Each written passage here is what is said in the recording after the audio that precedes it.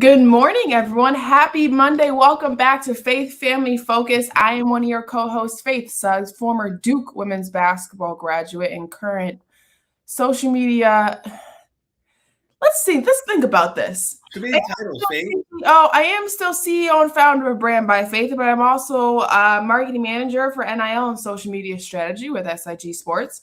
And this wonderful man next to me is my father, Schaefer Suggs, former NFL player with the New York Jets and the Cincinnati Bengals, and has also served as VP and on the executive board for our RPFPC, the NFLPA Chicago. Dad, that lighting is even better than your other computer. That one's better. Yes, I like that too. Good morning. How are you? Good morning. It's October 17th. We are almost all the way through October. We're over halfway through because 15 is halfway. Now, I will say this. It's not really cold. It's starting to get a little cold now, but I don't know if October is as cold as it normally is. But I'm going to hold my tongue and wait till Halloween because that's normally when you feel the cold in the Midwest. It's Halloween time when the chili has to come out and the football's on the TV and the gloves and the leggings and all the things go under the costumes. What are you going to dress up this year with? I'm not. I have to go to an exhibition game. Exhibition game. Okay. So once again, no trick-or-treating for us. We won't get any trick-or-treaters. This is going to be the first Halloween since probably 2019 that kids are really actually trick-or-treating door to door. Yeah. How about that? It's kind of neat to see some normalcy. You know, it's really kind of neat.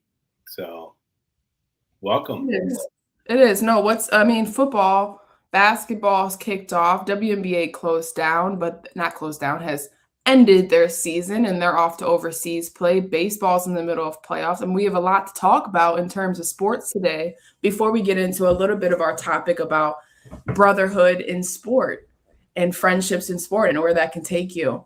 But Dad, as our NFL countdown representative. Countdown representative?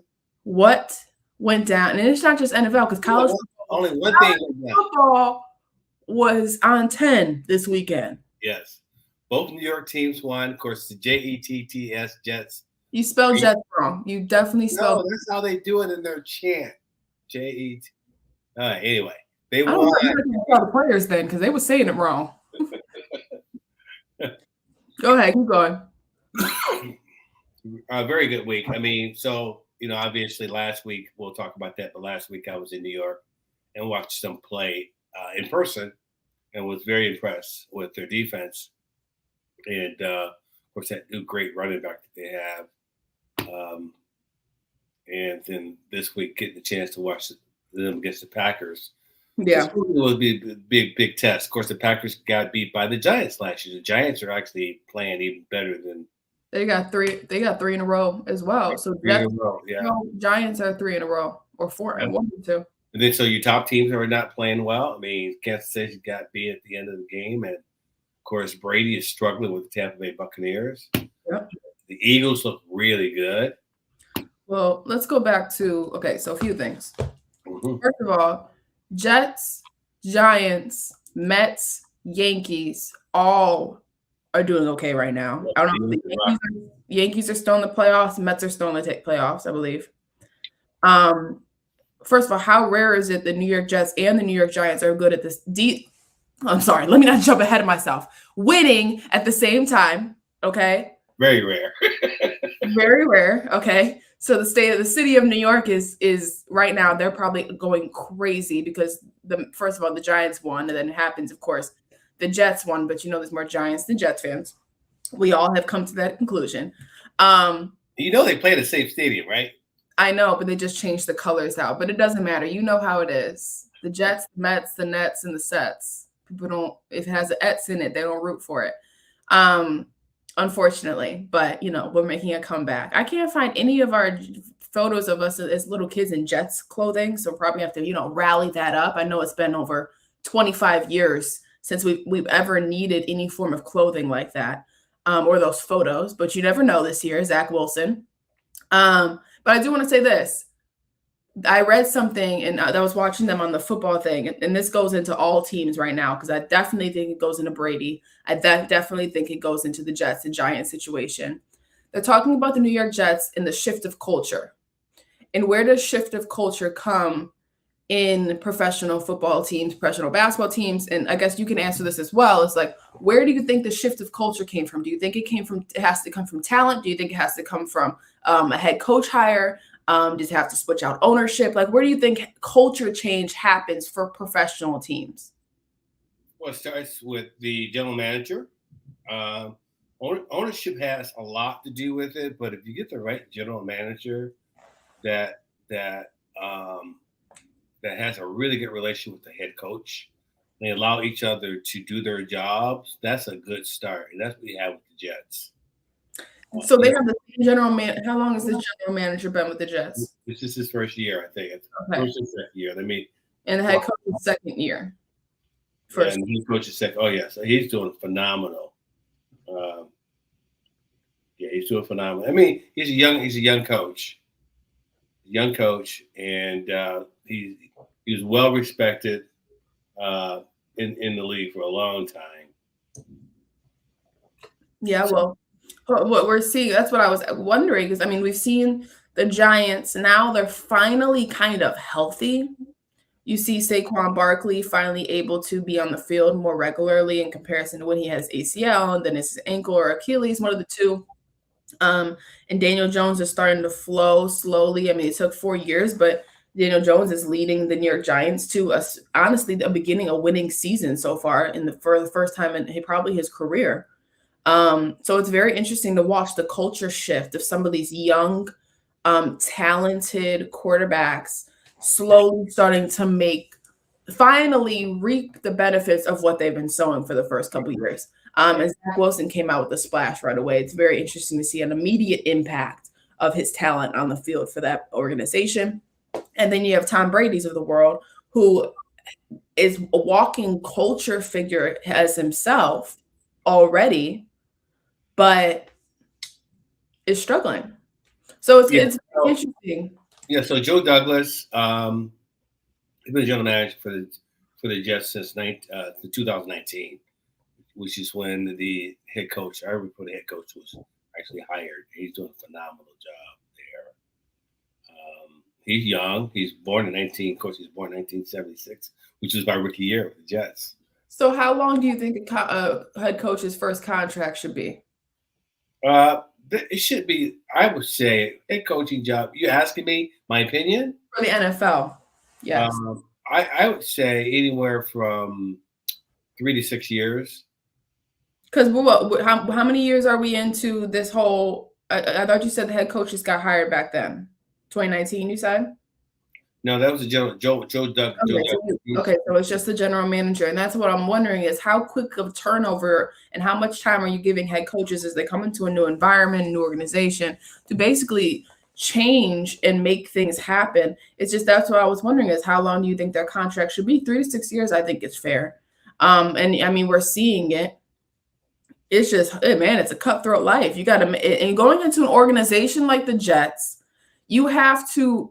It's crazy, but you have to make something happen from the very beginning because every hire they're making, they're hoping is the one that's going to change everything. And every year of my 25 years of life, God bless Rex Ryan, has been mediocrely almost there.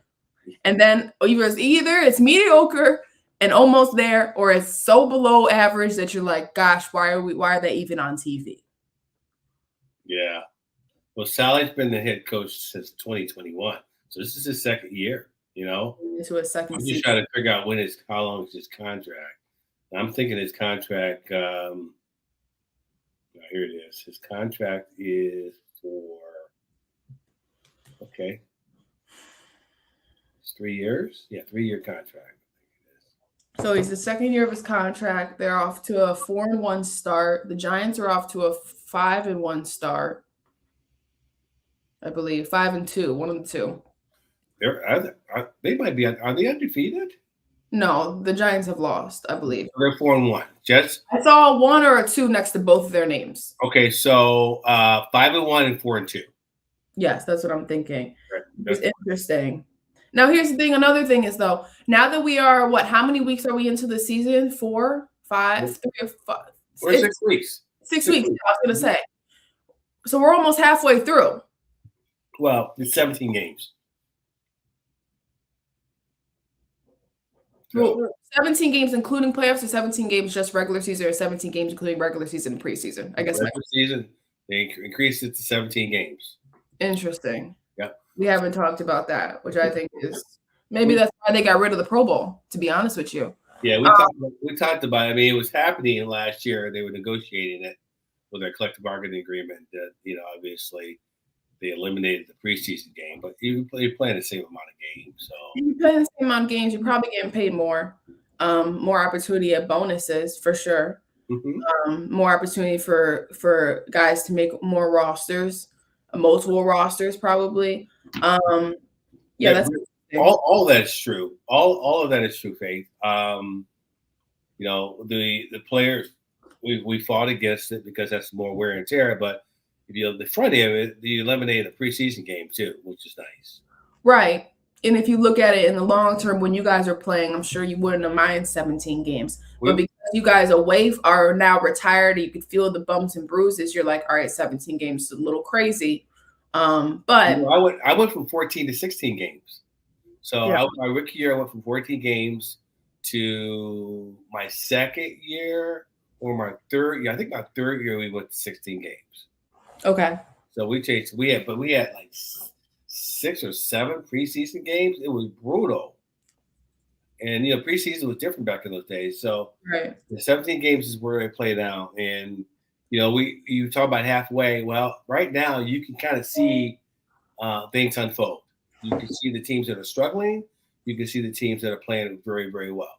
That was going to be my next question. Is now that we are a quarter of the way through, has your Super Bowl predictions changed? Has your playoff predictions changed in any sort of way? Or has somebody who maybe you thought was going to be in the Super Bowl or in the playoffs is not going to be, in your opinion? Yeah. There's when you look at your Tampa Bay, you always got to bet on Brady, right? Right, no matter what. Right. Always got to bet on Brady, but Packers are out. Packers are out. I don't know. There's a lot of parity in the league. That NFC Eastern Division with the Cowboys and the Giants and the Eagles. That's a division. Good game last night for the Eagles. Right, that was a test game for their quarterback, and then of course, you have the Jets playing well. The Dolphins were playing decent, but the Pacers always be there. So we haven't, what you just surrendered. We haven't talked about Tua's injury with the Dolphins and the multiple concussions back to back, and him being cleared by the Dolphins organization to play in that second game. Yeah, we haven't got a chance to talk about that. That's I wanted to know your opinion because I know the former players had something to say about that, and I think that they opened an investigation, I believe. Yeah. So, rightfully so. The doctor that was that gave him permission to play was actually removed from this position. Yeah, I remember that. I mean, that's going to be a standard investigation. NFLPA is going to be all over that, and I think as a result of that, what you have seen in the last two weeks is some really interesting, questionable quarterback calls. Yeah, late hits because they're overreacting. The officials are overreacting because some of the roughing the passer penalties in the last couple of weeks were not roughing the passer penalties. Yeah. So when a kid is concussed like that, the first time he was hurt the game before, he should have never been playing football. He should have been probably on a plane. Because you know what happens when you go above higher in the air, your swelling can get worse. That's why if you've ever traveled with an injury or something, they make you put compression sleeves on whatever is swollen to try to keep it from swelling. So I think that was a big worry from people on the outside is, okay, he goes and plays this second game. He's injured again. He's away. He has to hop on a plane and get back. All of it just seemed like, in a way, it all seemed very irresponsible professionally. Does that make sense? It's almost like instead of dotting our I's and crossing our T's, we're going to, try to do the best we can, which unfortunately in a sport like football, especially with the eyes of the world always critiquing the physicality and the progression of CTE and a lot of former players, even in today's, 2022, I think with all those eyes on it, they didn't handle it the right way. I think that they should have been overcautious with that situation to try to save their butts in the long run. And someone lost their job because of it. But I did want to know your opinion on it because I had not spoken with the former players, any former players, to really see it and understand if this was something that you all thought was a long-term issue or is a one-time. Well, of course, it's a long. It's a long-term issue. It Uh, was it was the reason that there's such a level of consciousness around the concussions because of the lawsuit that we won. Is that for many years those studies were not revealed to the long lasting effects of repeated blows to the head from the day you start playing professional football, not just professional football, but middle school, high school, college, and how the game was played. So you see all the rules are geared toward preventing that. Okay, so leading with your head in the college, I don't know why they don't do it in high school, but leading with your head, spearing is an elimination from a football game. That should happen also at their early ages too, as we teach these kids how to play. Um, in the NFL, it's just a penalty, right. right? But I think the most important thing is the hitting the defenseless player Yes. probably is the best rule there is.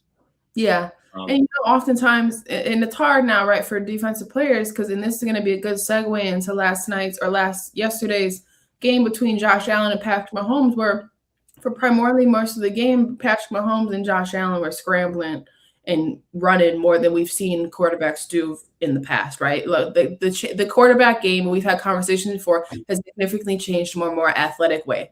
And if I have to see Josh Allen jump over another person, again, I'm going to lose my mind because it's because here's the thing. Now they're throwing themselves into these risky opportunities. I'll say Josh Allen takes more hits than Patrick Mahomes does. Patrick Mahomes, I think, is more of a slide, right? But Josh Allen's also, yes, he can take those hits.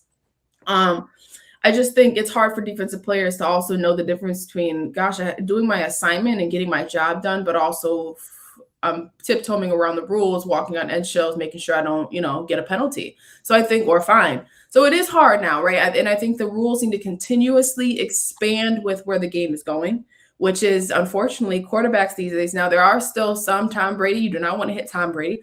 But in the terms of like Lamar Jackson, Patrick Mahomes, Josh Allen, Jalen Hurts, these style of athletes who are now quarterbacks, I mean, they are okay with being defenseless on fourth down. You know what I mean? Like that's just the situation of what it is. So who knows? I mean, it's hard. If I'm a defensive player and I see the quarterback running, I'm thinking I'm gonna lay him out because that's my job. And if we lay him out, we might win. Now, unfortunately, that's the mentality of football. But it is that I think the rules I'm sure it's hard, and you probably know this more as a defensive person. I'm sure it's hard to continuously try to figure out how to follow the rules and avoid penalties and stuff while the game of general quarterbacks is changing and getting more athletic.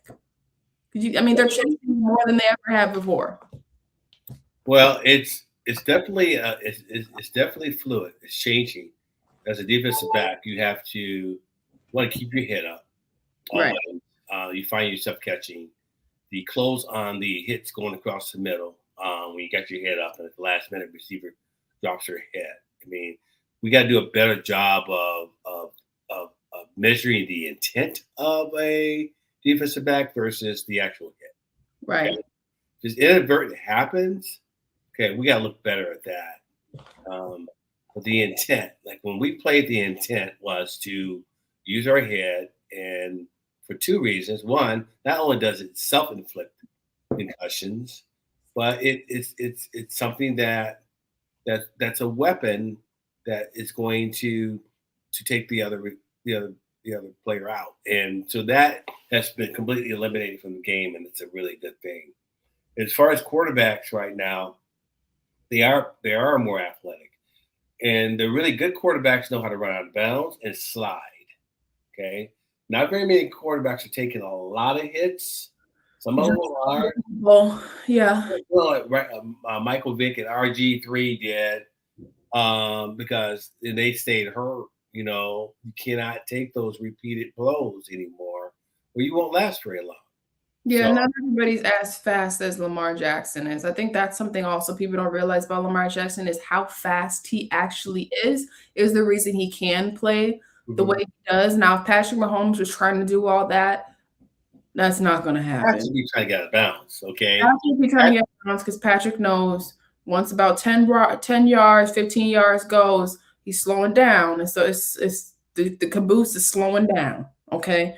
Patrick really have that burst of speed. Is that what you're saying? Patrick's got a little more extra weight on him, so he's got to go out of bounds. But Josh Allen, I mean, he's just a freak of nature. And to talk about that game a little bit, just watching the talent, the rematch of that playoff game from last season. People have been waiting for that game since January. I think it delivered exactly what it's supposed to do. I am very sad because every time I see Patrick Mahomes go up against Josh Allen, I am overwhelmed by Josh Allen's talent and his ability. And Patrick Mahomes is a really good quarterback, a really good quarterback. But when you see Josh Allen play, you're like, how on earth is he doing that? Like, he's a nightmare. Yeah. He's a nightmare for defenses. Yeah. Patrick Mahomes is a great quarterback. He might be playing the best football of all quarterbacks right now. When it comes to he's that typical. He's agile. He's smart. He has a cannon for an arm. I could see the Buffalo Bills winning it this year. That's so scary because that means that we'll have a new rivalry. And tell me this, are you okay? Are you ready? And I've heard a lot of people say this. We're ready for Tom Brady to sit his butt down. We're ready for this new generation. He's got too much drama going on in his life. He probably should have retired. That's probably what should have happened. Because he's playing, you know what I mean? It comes to a point where, and we can talk about this too, is we know what it's like when you're an athlete and it's time to hang it up and you have to be the one to make that decision. It is not easy for people to make that transition because regardless of what Tom Brady does, Tom Brady's not going to retire and sit down and go home. He's going to go into either commentating, he's going to coaching, he's going to go to this, he's going to go in that, consult, and so it's really hard because you're taking away a big piece of your identity, which is the football player, the star, and now having to figure out what that new part of your life is. It's not easy for a lot of people to do. We're watching Tom Brady do it, basically. He's like, oh, we did not win the Super Bowl last season. I have things I need to get done. It's like, no, Tom, you've got 6 rings. Sit down. It's okay. So, yeah, he does have drama in his life because as athletes, we're watching it. We know exactly what it is. Yeah. Let it go.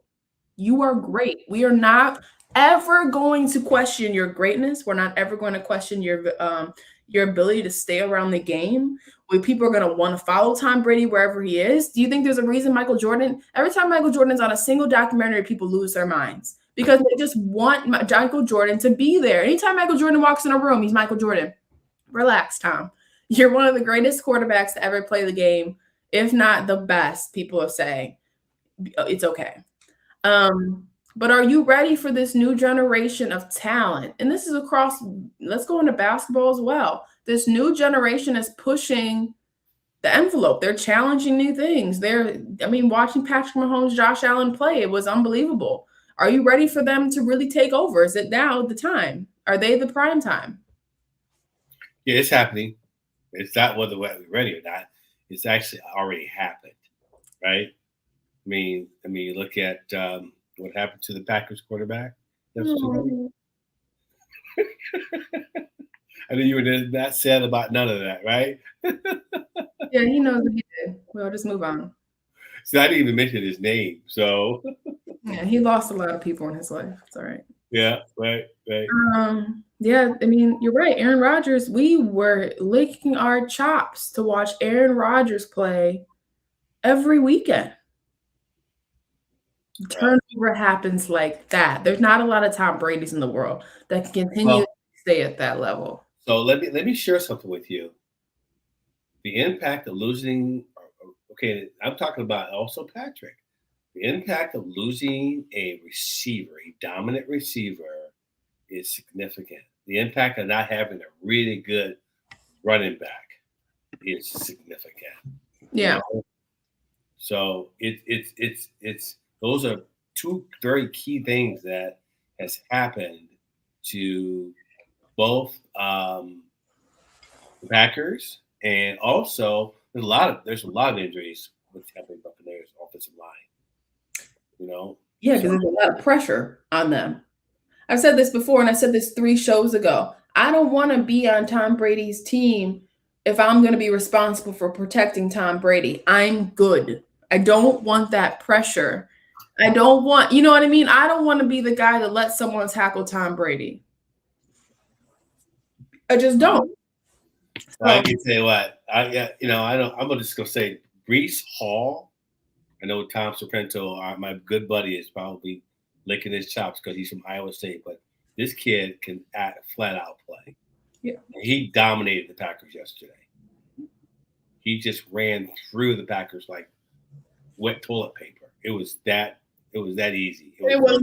It wasn't even Green Bay cold snow. It wasn't like maybe that's what happened. You know what I mean? Like maybe Green Bay just needs its cold front to come through, freeze people out, and that's how they'll get them.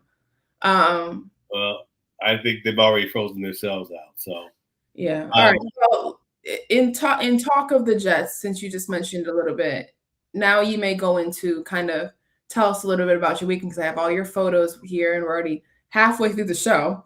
Um, and I know we're happy. It's such a good time to talk about the Jets this weekend and this Monday because it's what is it? Victory Monday for the Jets, and we have your photos to unveil from your well, week. let me segue.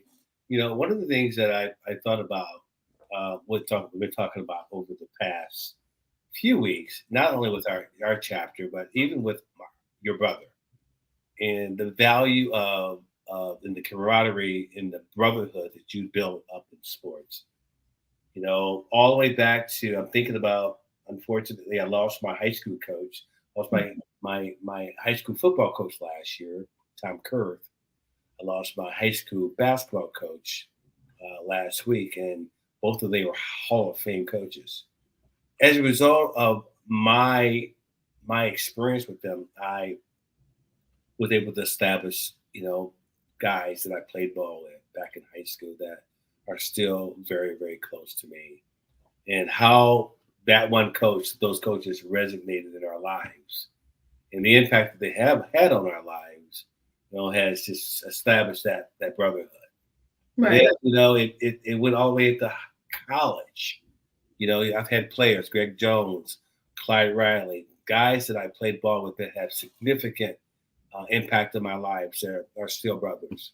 All a result of playing on that battlefield together, playing in the locker room, just going through the ups and downs and wins and losses, and then I was being blessed to play with in the NFL with the New York Jets. And last weekend was uh, the first Legends weekend, and I think the NFL has done a good job of establishing the Legends weekend, the Legends community, to bring the former players back into the family to connect the active players with the former players, but also maintain that brotherhood. And it was one of the most one. I've done it before, but for some reason, I think as we get older, Faith, unfortunately, we lost Marvin Powell, we lost Jim Sweeney, very close, significant members of the New York Jets a week prior to the Legends weekend, and it was something that really. I was talking to Bruce Harper. Bruce has been on the show. Bruce is a wonderful friend, phenomenal football player. He said for some reason this Legends weekend was so much more significant, more than others. Maybe because of the loss of two teammates and the level of appreciation that you have for each other as we see our lives kind of transition and we get older.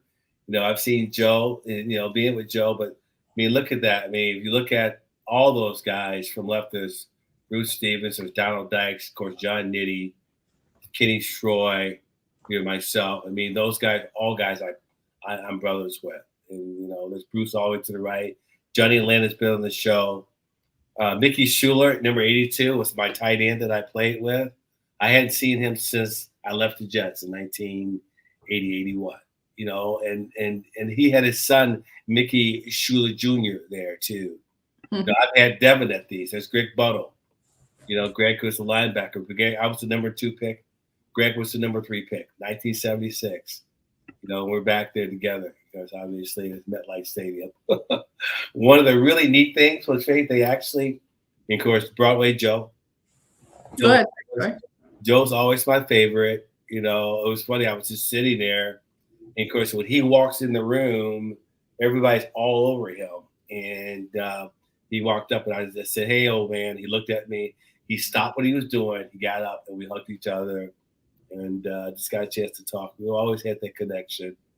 It's an amazing example. Of course, one of my best mans at my wedding, John Nitty. Yeah, I can't tell you what he did. He always likes to sneak up. He always wants to race me. He always wants to sneak up him and hit me like he's on the football field. But just, he's somebody that I've known since, 1980, since we were running on the track. He was still at Yale University. Because you've met John many, many times.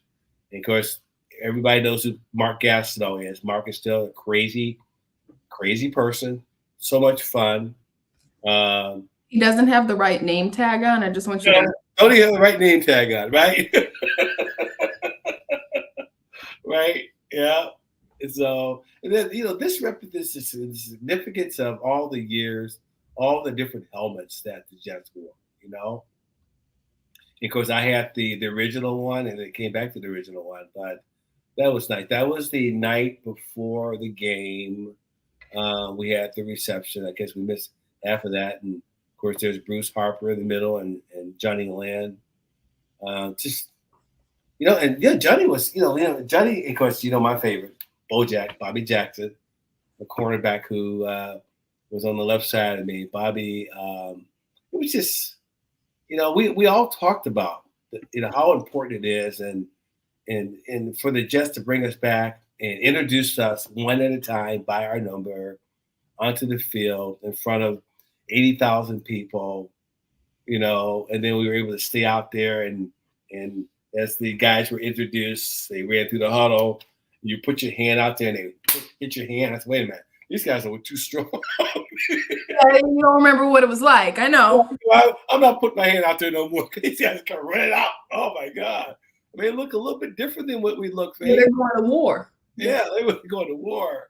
And then line us up for the national anthem. It was magical. It was magical. And it was something to experience. But I'm looking at those guys who coming out of the active players are going to be a former player. And I think we had over 100 former players, 5 different decades, from the 60s, from the 70s to the 80s to the 90s, more than 5, maybe 7 decades, all the way up to there's guys who played, what did you start playing? 2018. When did you start playing? 1976. Oh, wow. Did they have real helmets back in those days? Mm-hmm.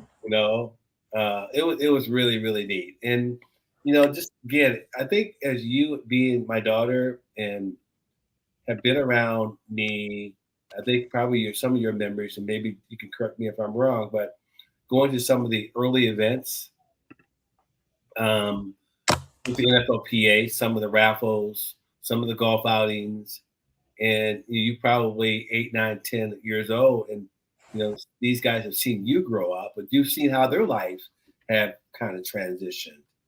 And you see the importance of that brotherhood and how important those guys are to me in my life and vice versa. Right. Now that you are a social media manager with our NFLPA in Chicago, you really help keep that together, that brotherhood. And our show, Behind the Face Mask, is one of the things that we use to connect with other players, but more importantly, tell our story. Tell our story and continue our careers. It's almost like it continues our careers, although we're not playing.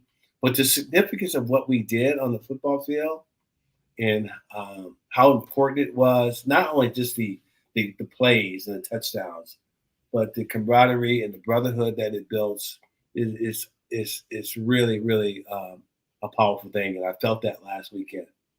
As Yeah. I see, guys would say, you got to come back to these days because you may not see this guy again. Mm. We're at that age.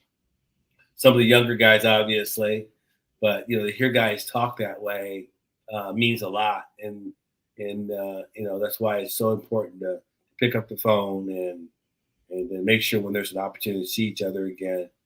Some guys you play 2 years with, some guys you play 7 years with, but even one locker room with that guy, for some reason, there's guys that were there that only played a year. Some guys didn't make the team, but they embraced every guy that ever wore that jet uniform, and it was really, really wonderful.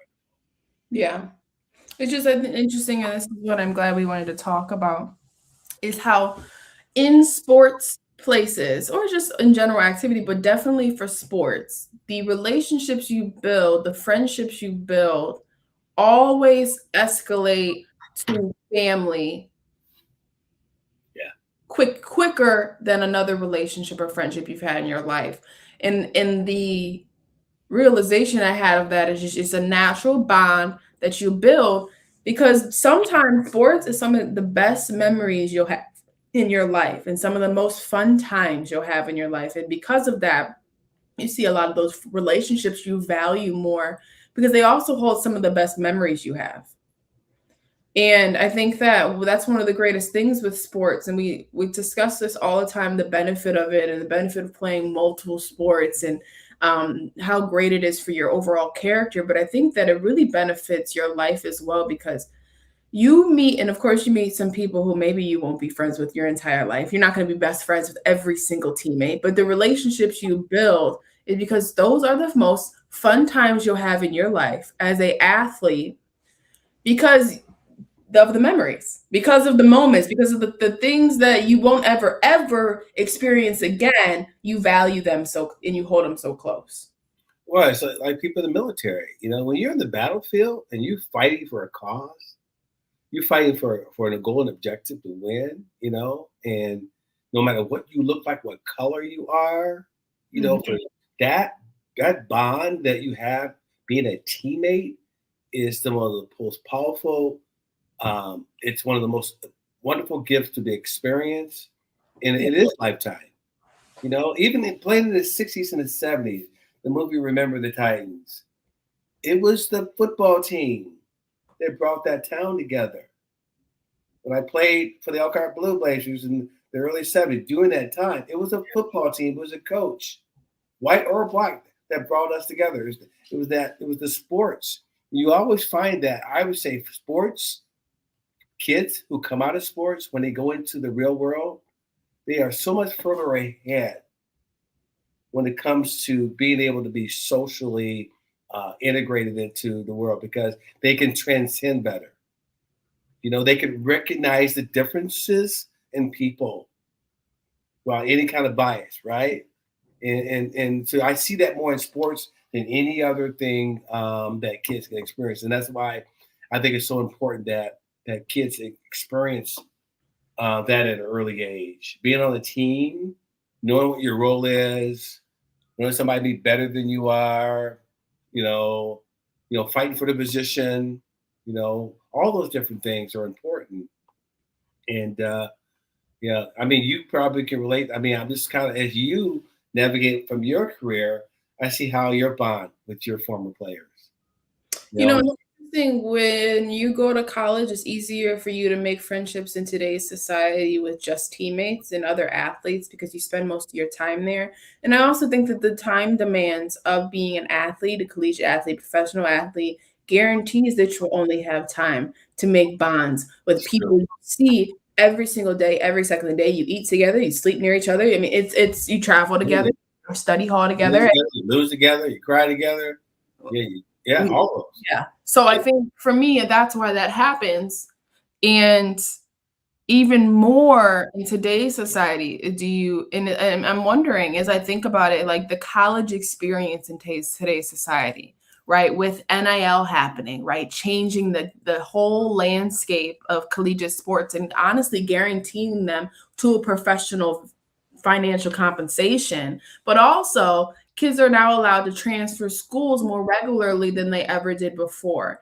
And so I guess the question is, are we going to lose that bond somewhat in those areas, those moments where you, instead of spending time with athletes and certain people for 4, and we're seeing some people now doing 6 years, 4 to 6 years, and now kids can be on different school every 2 years. It's just, for me, I wonder if that could be also a thing that may impact the core of sports, the core of a team, which is building friendships and relationships that last forever.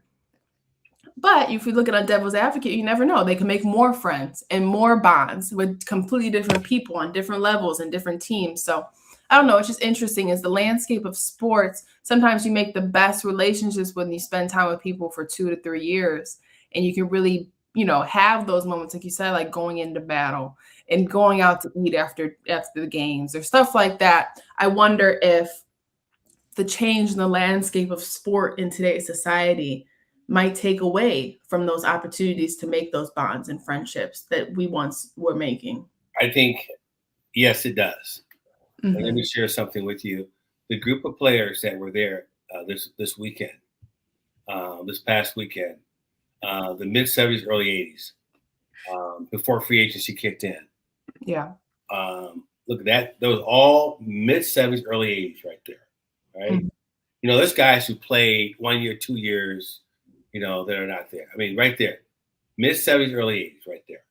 It was right. Bad to play with. And there was no free agency. So you stayed on a team, Faith, for more than 5, 6, 7, 8 years. Okay? Right. And then as free agency kicked in, people bounced around. And you don't get those players didn't show up. Testaverde wasn't there. Ronnie Lott wasn't there. Brett Favre wasn't there. Right. Those players were not there. They played for the Jets. Brett Favre was in Green Bay. He played for the Jets too for a second. No, I'm saying he was at Green Bay's Legends weekend. Oh, okay. But and a lot of players do have that dilemma too, right? They do have that dilemma. Yeah, they were somewhere longer. But you're right. I think. Oh, let me say something. To your point, NIL and portal nurtures selfishness.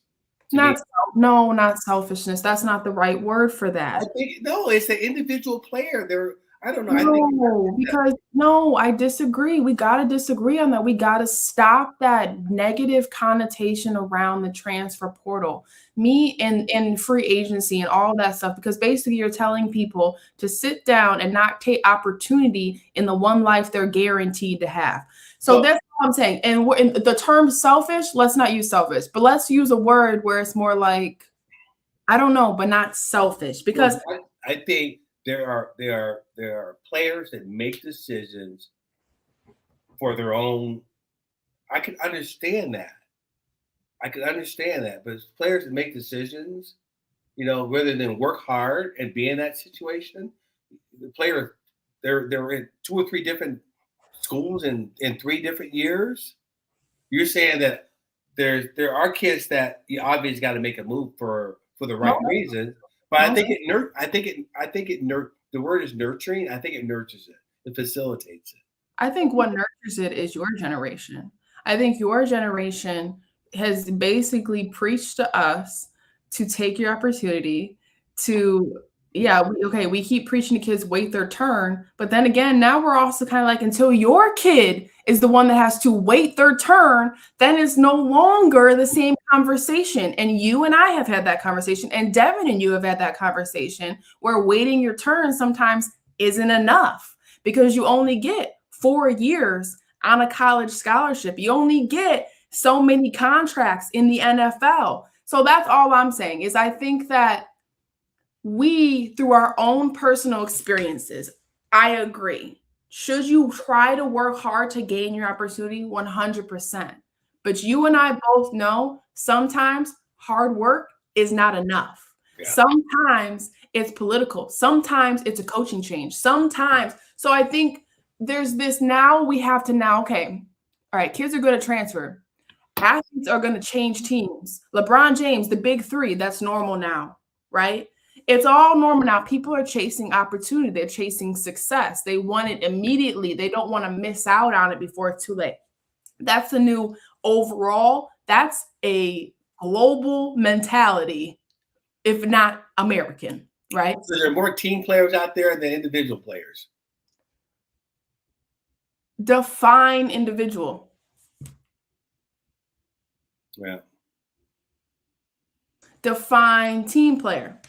Because in my opinion, LeBron James going out there and scoring 45 points, 15 rebounds, 7 assists, and 6 steals is him being a team player, but also still picking up his individual accolades. Patrick Mahomes throwing for 400 plus yards, right? That's going to guarantee him a huge contract, but the Chiefs go to the Super Bowl. So there's little things in here, right? So that's why I'm always playing devil's advocate in this conversation. With what I'm saying in general is the transfer portal, free agency, overall, this new it's not new. I'm sorry. This is the American dream. Chasing what you think you should get to and deserve. We chase for the streets of gold, right? We have built this country on that mentality. So it's not selfish to get what you deserve. And here's my thing. I think here's the thing. Selfishness has a bad word and connotation amongst people in general, because I want to know how you're using it. Are you saying you need to be selfish? Because I think every single person on this earth needs in some sort of way need to be selfish for themselves, because no one else, until you get married, until you have kids. No, your kids don't even have, look, you know this, I know this. Your kids are not responsible for your happiness and your success. I'm not responsible for your happy success. You can't be responsible for my happy success, no matter how much you want it to happen. You can't make it happen for me. So for us as individual, independent people, we have to be selfish for ourselves within the realms of a good moral compass, right? But when I say the landscape of sports is changing, like you said with the free agency, like you said with like I said with the transfer portal, yes, there are some that fall through the cracks and have a misconception on where they lie in reality, right? So sure. So break it down, Faith. Some Hold on, people, I'm saying. reality, they are as good as they think they are. Right? Right. There's that. Let me finish what I'm saying. But I do think there's 85 to 90% of these athletes taking opportunities because they want to make sure they don't have regret in 6 years, 10 years. And who are we to take that away from them? That's true.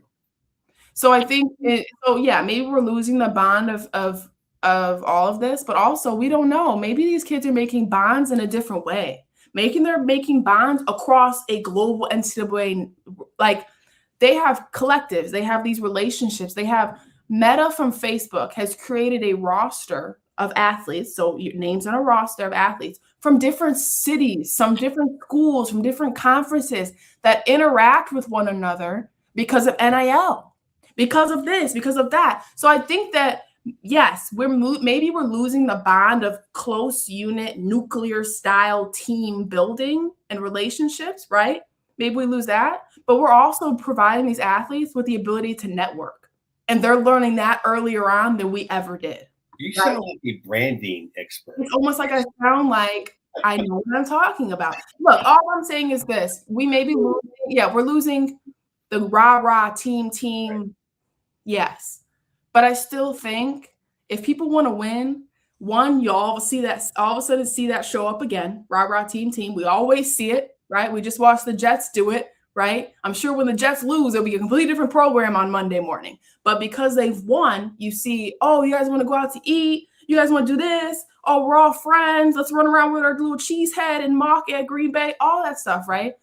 But it's just team changes with the time of the sport, with that individuals, you guys set the standard. Older generations want to make it better for the younger generations. Younger generations are going to make it better for the next generation. And just because it looks different doesn't mean that it's not better or also beneficial.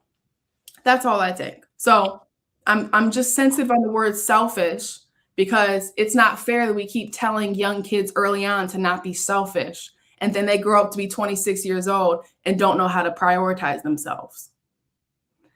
That's also a thing. Put it in the right context. Sports can do that. Sports can do that accidentally. Yeah. Right? Because not everybody has a parent going to war for them if they feel like they're being misused.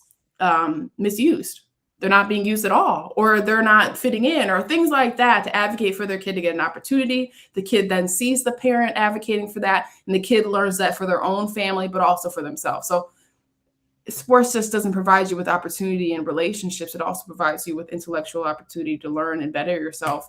And I think selfish sometimes has a bad connotation for that. Right. And you know what? It's funny is like maybe think about the friends you maybe met at Jets weekend. How many of them maybe had a little selfish personality? You Right. have to have a little of that. You have to have a me too at what did Kobe Bryant say? There's no INT. What he said? There's a what you remember that?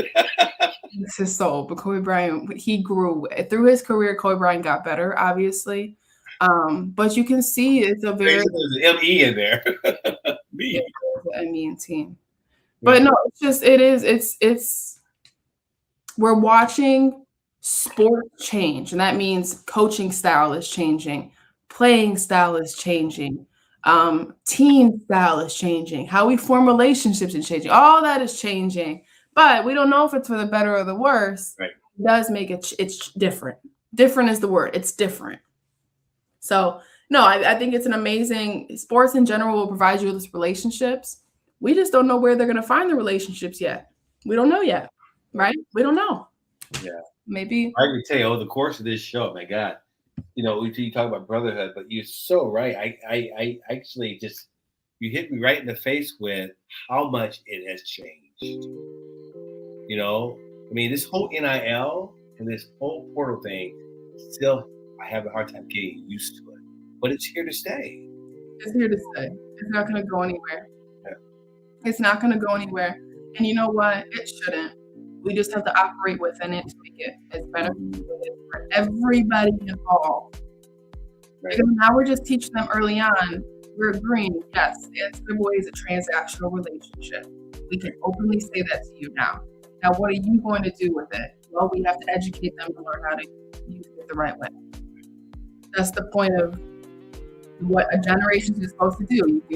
Your way to give back, your way to be a team player is to make sure the paths of those behind you are somewhat a little bit clearer than what you did.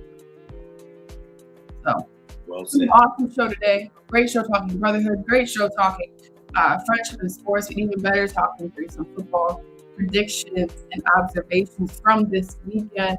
Again, this is Faith Family Focus. We use our faith as a field tool to help sustain and strengthen the family floor of our viewers around us. And of course, our slogan: let go, let God, let go, let faith, and let go, let love. Everyone have a wonderful week. We'll see you soon.